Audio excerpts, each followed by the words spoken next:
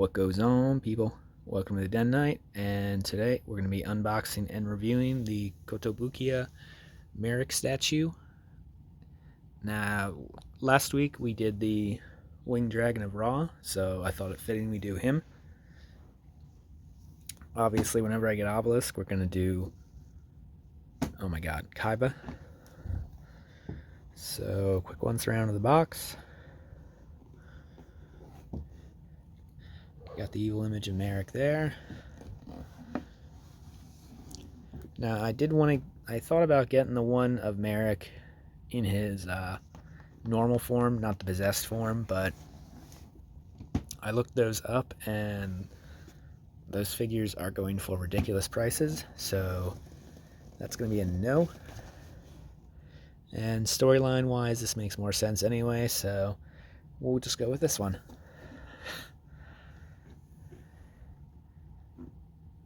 See some of the images there. I'm not really sure what he comes with. He might come with, I think he does come with 2 different heads. I know he comes with the Millennium Rod. I'm not sure if he comes with anything else or not. We'll find out. He does come with a dual disc, obviously, but we'll cover all that when we open him up. So, with all that said, let's get him out of the box. So, here we got him out of the showcase. We'll take a look at the separate pieces first. We've of course got the very anime-esque swappable face for Marik with the tongue out. I know there's a name for that face. I can't think of it at the minute, but I'm probably not going to be using that face, honestly. Got the hand of cards here. Non-specific, of course, just like with Yugi. Got the Millennium Rod.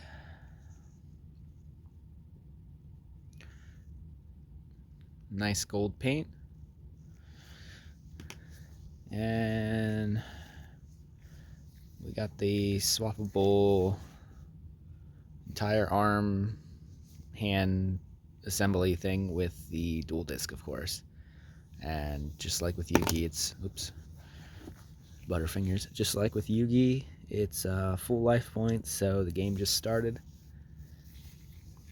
I do find it interesting. I can't hold anything. I do find it interesting that they have the slot there, so if there was an extra like card or 2 by themselves, like not in that formation, you could slide them in there. And oops, oh, the dual disc comes off unless I just broke it. No, it goes in. Yeah, those don't come out, so you can't like swap them over, but I just thought that was interesting, just for detail's sake, because the slots in the front here are not real. They're just painted that way. But that one is a full slot you could slide a card into if you had an extra one. Just an interesting detail. But yeah, just his swappable hand that you could put in different formation. It has to be this hand, of course, with the dual disc, because this has the armband for the dual disc, of course.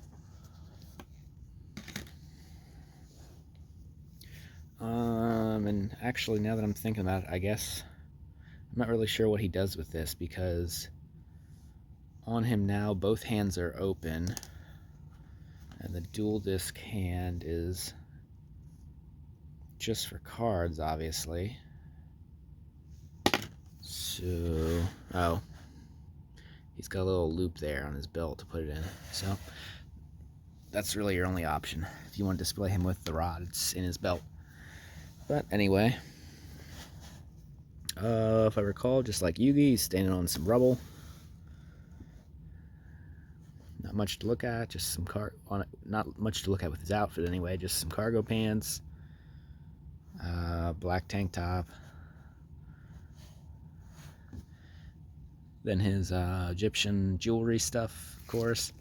The camera's being so weird with him. I think the reflectiveness of the stuff is throwing me off.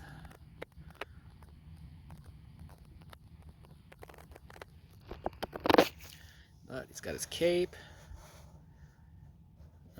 He did come apart in pieces when I pulled him out of the box. I didn't quite get his waist to look right again. I'll play with it a little bit before he goes in the showcase, but just so you know,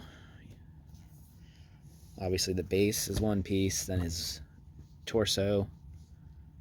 No, this is a torso. Uh, legs, torso, the cape, and then the head. And then the hair, I don't remember. Because I gotta be able to swap the face somehow. Yeah, the hair's gotta be separate because the hair plugs in there. Yeah, so the hair and face are different pieces as well. Those didn't really come apart though when I took it out of the box. But anyway, take a quick look at the cape. I always prefer cloth goods for capes, but honestly, this isn't terrible. It's got a nice flowing look about it. It's dynamic. I can deal with them when they're like that. It's just when they're the flat, plasticky kind of look, I don't like them. But cloth goods is always the best, but when you do something like that, still, it's fine.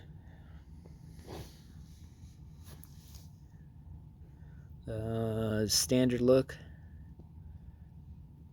Very Marik-esque. Evil Marik. None of the faces give him the good Marik look, but it's fine. I don't think that was the intention of this piece. Like I said, there is one that's good Marik, and I refuse to pay those prices. So, Evil Marik it is for my collection. Very YuGiOh style hair, almost Super Saiyan hair. Overall good detail. Let's see if I can. I don't think it's gonna work with one hand. Yeah. Okay. So I'm not gonna be able to do it with one hand. So I will get him all situated with the rod and the dual disc, and I guess just put the swappable face on just because, and then I'll cut back. Alright, so cutting back, got everything swapped over. I will say what I said earlier about the dual disc. It is not supposed to be removable. I actually, when it came off, it did not go back on and stay on, so I broke it. I had to glue it back on, so this was actually a 2-day endeavor to make this video, but through the magic of YouTube, of course, it's fixed. Anyway, so we'll do a quick once around, just look at them with everything swapped. Oh, and I did not end up swapping the faces, only because I could not figure out how to. He obviously has separate sections of hair to pull the hair apart and then get the face section out, but I could not. It's very tight. I could not figure out how to pull the pieces apart, and since it's not really the face I cared about displaying anyway, I decided to cut my losses and not even worry about it, especially since I had the problem with the disc, so I wasn't going to go for 2 accidents. Anyway, also just a note, I love how when you put the Millennium Rod in his belt, it just kind of peeks around his back, almost like, I mean, it is in control, but you know what I mean. It's like watching from the shadow right behind him. I just like the way that's positioned. I don't recall it being that on the nose in the show. Maybe it was, but just a nice little touch. I like that. Anyway, not much to see again because this is what we already had, but like I said again, you know, it's not any particular cards, but just something to hold.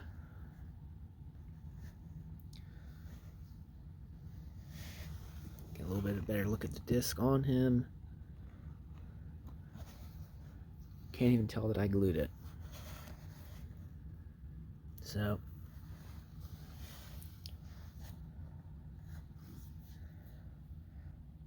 anyway, with that said, let's get him in the showcase and next to Raw. And here we have Marik in the showcase with Raw. Again, like I said before, this has kind of become my Egyptian god showcase. Unfortunately, or fortunately, I guess. No lights yet still, but hopefully by the time Obelisk comes, that'll be all situated, and this case will be done, and hopefully I'll still have room for, why do I keep forgetting his name? Exodia. Exodia, if that is a thing that's going to come out, and hopefully it's big enough. Because it looks like I'm starting to max out even with these guys. But anyway, thanks for watching. Like, comment, subscribe, do all those YouTube things. Maybe share this with someone who might find it interesting, and keep collecting. Bye.